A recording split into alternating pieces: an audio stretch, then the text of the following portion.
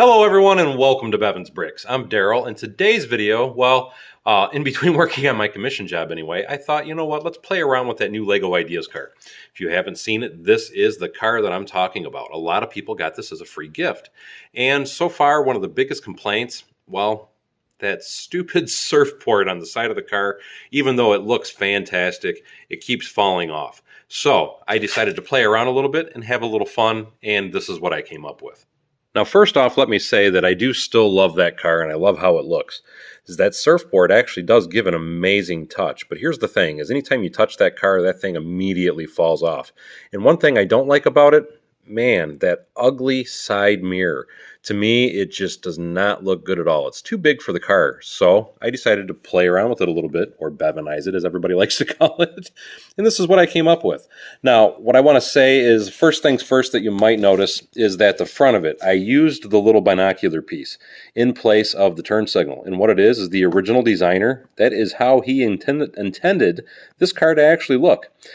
In Lego, like they normally do, when they take somebody's Lego idea, they like to take it and twist it and kind of ruin it. So this, like I said, is the original way that they intended it to look. And he also intended it to have this little ice cream topper piece. Now, as far as the mirror on the side of the car, I thought that that was actually hideous at how big and how large they had it.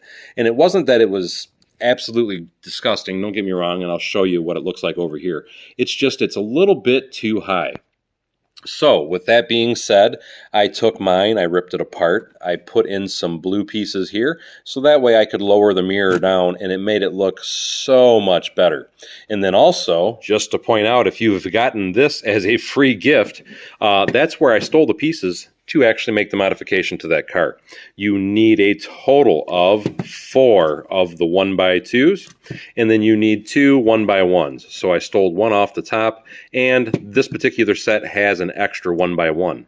Anyway, after making those modifications and getting rid of the surfboard, so now I can actually move the car around and the pieces don't fall off, I went ahead and did a little bit further. I should say I went a little further. And what I mean by that is, you know what? Most 50s cars, as you can see in the background here with the downtown diner, have that really cool fishtail, whale tail, whatever you want to call it, on the back of the car. And I thought, you know what? Why not go ahead and take that binocular piece and stick it in the back of that as well, and then also give it a little fin. So that gives it a little more character to the rear end of the car, and I think it turned out really well. The other thing that I have to point out is, because the original way that the car is made, this block right here is actually in the front to hold the door panel on, and what I simply did is I removed that piece in the back, took the clip, put it around the back, and then spun this piece around, because originally it went down, so now it comes down here and then comes back up, and you get exactly what you see here now, which I think is a really good modification.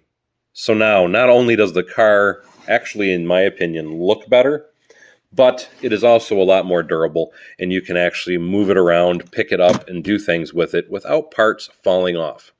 And anyway, that was all. Just like I said, a really quick video as I'm in between putting coats of paint on my table.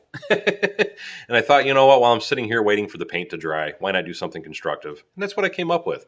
So anyway, as always, thank you for coming to Bevins Bricks. Don't forget to like, subscribe, and share below, and hopefully we'll see you next time on Bevins Bricks.